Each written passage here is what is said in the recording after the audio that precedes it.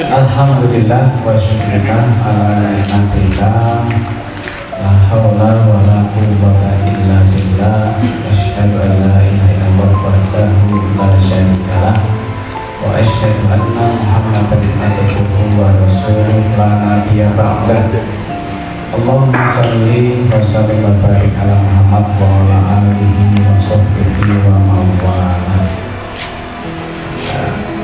Ustaz dan Ustazah serta BPAI SMP Kabupaten Ponorogo yang dirahmati Allah, mohon maaf saya akan meneruskan mutiara yang kemarin masih seperti ini akan saya teruskan sampai penuh gitu ya. Ini kisah-kisah teladan yang bisa menjadi inspirasi nanti ketika kita menyampaikan pesan-pesan pembelajaran di sekolah, di SMP, di sekolah kita. Saya punya buku, baru saya membeli ada 10 jilid kisah teladan para sahabat Nabi. Harganya sekitar 6 juta. Saya beli sekitar 3 bulan yang lalu. Jadi luar biasa para sahabat Nabi, baik yang perempuan maupun yang laki-laki itu kalau kita pelajari itu Masya Allah kita menjadi termotivasi untuk kita menjadi seperti beliau. Memang sahabat Nabi itu adalah teman dekatnya Rasulullah, nanti akan bersama-sama masuk surga bersama Rasulullah. Kalau sudah pernah haji atau umrah di kirinya Masjid Madinah. Masjid Madinah itu kan menghadap utara. Ada yang bingung ya? Iya, yang betul itu menghadap utara. Jadi sholat kita itu menghadap ke selatan. Ka'bah itu di catatannya Masjid Madinah. Ada makam bagi di sebelah selatan timurnya ya. Itu akan beribu-ribu sahabat Rasul yang dimakan Madinah itu nanti bersama Rasulullah di surga di sana. Betapa melihatnya mereka itu yang bersama Rasulullah. Nah, kalau saudara pengen tahu bukunya, itu ada yang orang yang nulis juga Pak Kiai Sunarto Kosakami yang di luar biasa. Orang ini luar biasa.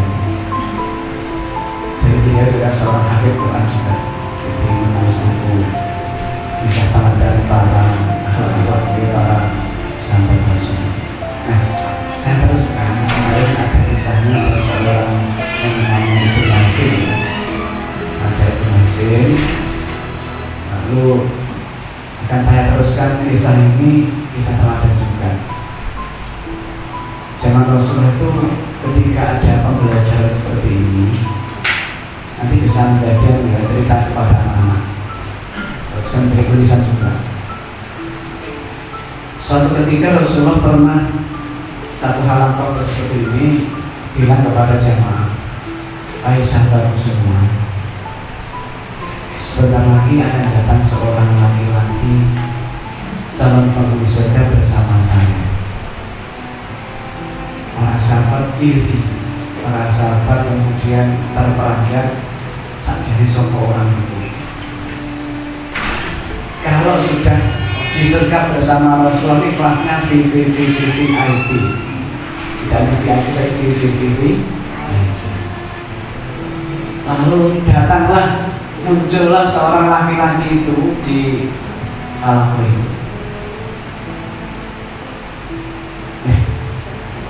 Itu dia.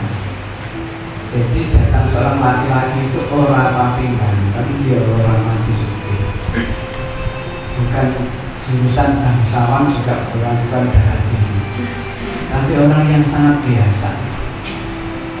Lalu Amr bin As, seorang sahabat Nabi itu iri. Jangan kayak mau pergi, tapi kayak mau calon penghuni surga di mana Rasulullah itu. Amr bin As punya niat ingin memiliki dia.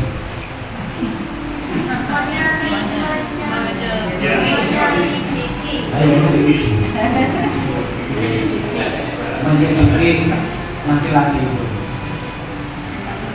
Amr bin As alasan gimana untuk bisa masuk ke rumah itu? Lalu dia alasannya lain. Assalamualaikum warahmatullahi wabarakatuh. Pagi sama kalau muda, saya ingin nginap di rumahmu 3 hari boleh? Oh boleh. Nah antum siapa? Saya adalah Amr bin As, sahabat Rasulullah. Kenapa datang ke sini? Tidak mau tiket. Saya ini lagi tukar nih Rasulullah. Bertengkar dengan istri saya dan saya harus berpisah di saya 3 malam untuk menghindari bukan gue.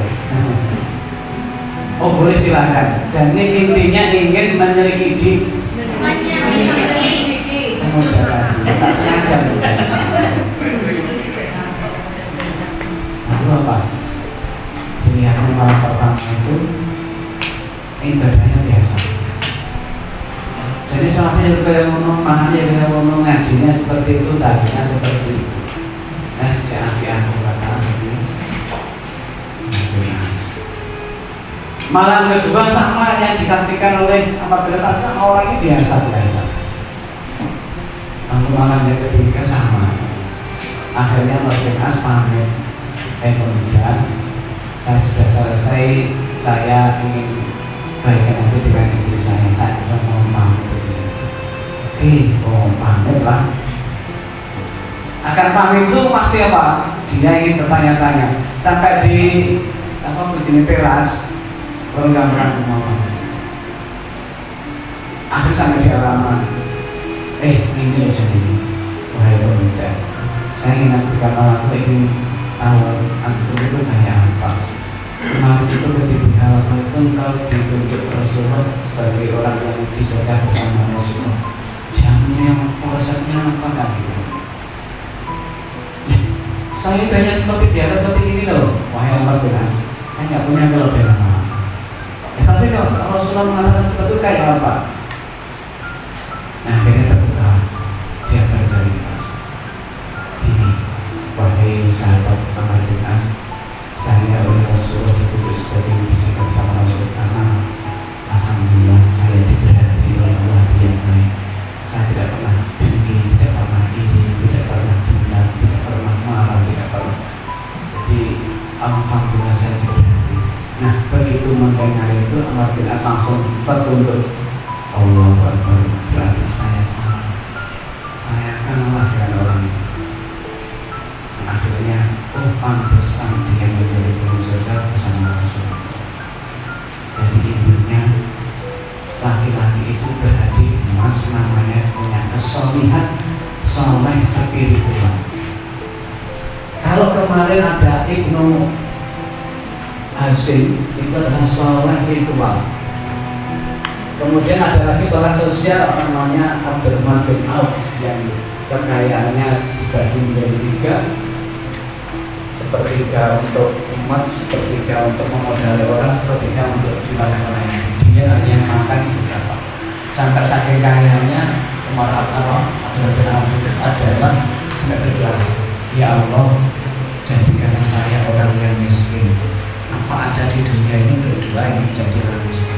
Satu-satunya apa bin Auf. Saking sukses sekarang ini yang Cina, saya Indonesia itu lagi nanti binatang. Saya baca di kisahnya ya Pak, sampai saking kayanya itu kalau ada kirim barang itu sampai ketiga itu datang dagangan itu berapa? Ada 1000 apa jenis tronton kirim barang. Misalnya sama banyak tronton.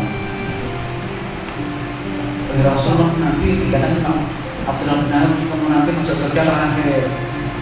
Nangis itu. Aku lah tuh bilangnya kau Rasulullah ini masuk surga terakhir. Oh enggak, nanti ini kurang dong saudara. Akhirnya memutuskan hartanya seperti untuk modal orang-orang ekonomi, seperti untuk ayat-ayat yang tidak bermanfaat, seperti untuk nyalurkan.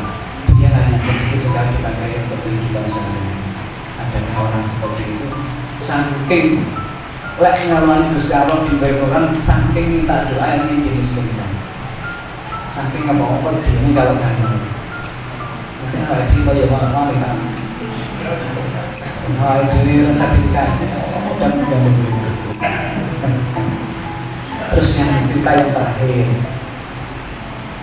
ini kisah ya. Kalau saudara bisa membaca di ayat-ayat cinta, ada kisah teladan di atas sajadah cinta, karya hati Muhammad Al-Sirasi. Cari buku itu. Kalau Anda nanti bisa belajar di tempat siswa itu menjadi motivator. Ini ada seorang namanya Mubarak. Jadi nanti ada Ibn Hasim, ada pemuda, ada Abdullah bin Auf. Dan ini yang terakhir ini cerita. Ibnu Mubarak ini adalah seorang sahabat Nabi yang juga sangat miskin. Dia sangat miskin dan tidak punya apa, tidak punya apa-apa. Kenapa saya katakan yang miskin? Kenapa? Orang itu kan si kan kadang-kadang hanya potongannya lalu penampilannya. Yang pernah melihat yang pernah di sini. Mubarak itu seorang miskin kemudian bekas budak juga ingin bekerja di sebuah kebun delima jadi satpam. Lalu melamarlah. Assalamualaikum warahmatullahi. Kamu siapa? Saya Mubarak. Inilah saya ingin kerja di kebun jadi bosnya sangat kaya. Saudagar yang sangat kaya punya kebun delima. Nah ini biasanya kalau delima ini delima itu ciri-ciri. Tapi kalau tentang indah, delima itu sekian dan manis kan. Saya pernah Thailand dulu. Nah ketika itu di Arab juga ada itu delima. Lalu diterimalah dia menjadi seorang satpam penjaga kebun delima. Tahun demi tahun, akhirnya dia jadi pekerja yang luar biasa. Satu ketika bosnya manggil Mubarak datang ke sini. Ya, bos jadwal saya. Kenapa? Coba tolong saya diambilkan 3 delima dipetikkan yang manis. Coba, sebentar. Langsung dipetikkan itu, tidak delima itu. Lalu dikupaskan. Ini Tuhan dikupaskan. Delima yang pertama dimakan oleh bosnya. Kok kecil seperti ini, wahai Mubarak? Iya, coba yang kedua dikupas lagi. Ternyata masih kecil lagi. Yang ketiga sama kecil lagi. Kamu bertahun-tahun di sini jadi penjaga delima, nggak tahu kamu goblok. Ampun Tuhan. Tugas saya adalah menjaga kebun, bukan makan delima. Insya Allah selama saya kerja tidak pernah makan delima 1 biji pun, walaupun delima itu jatuh. Apakah benar nih wahai? Akhirnya saya mengumpulkan. Iya, ya Tuhan. Mubarak ini tidak pernah makan delima. Saya belum tahu makan delima. Mubarak berkata, wahai Tuhan, tugas saya hanya menjaga. Dan saya tidak pernah makan, makanya saya tidak tahu delima yang manis itu gimana. Terkagumlah saudara, wahai Mubarak. Saya ternyata kecewa dengan pelanggan seperti ini. Apa?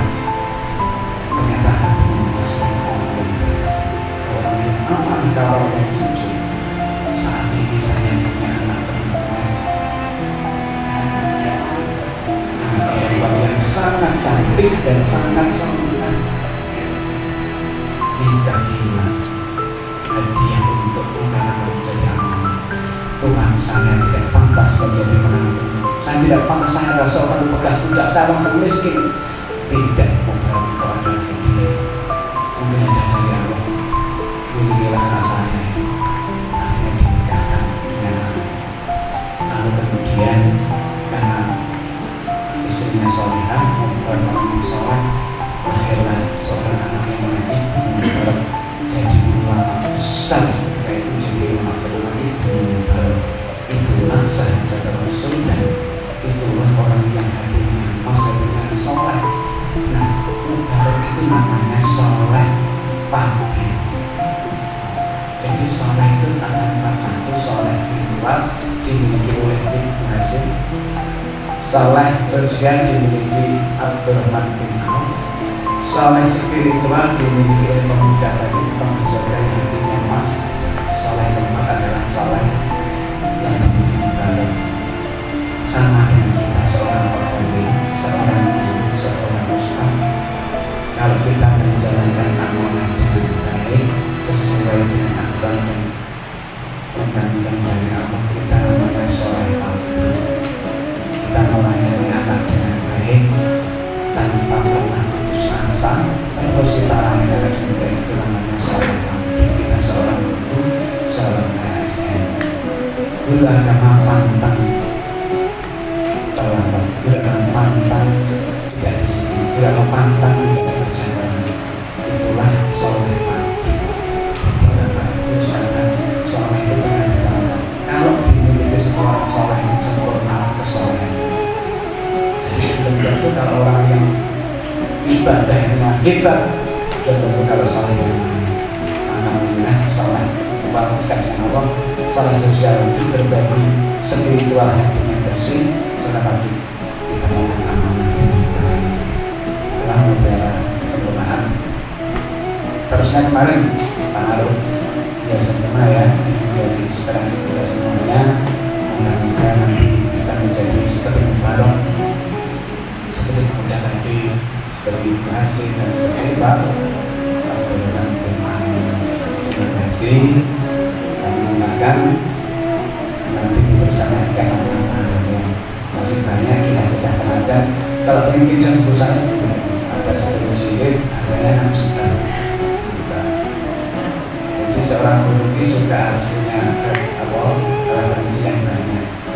Saya di selama tiga juga pernah memberikan ensiklopedia Sains Al-Quran, juga harganya 4 juta. Di sini saya juga memberikan juga judul, bahkan banyak sampul juga saya meninggalkan. Jadi biar kita tidak apa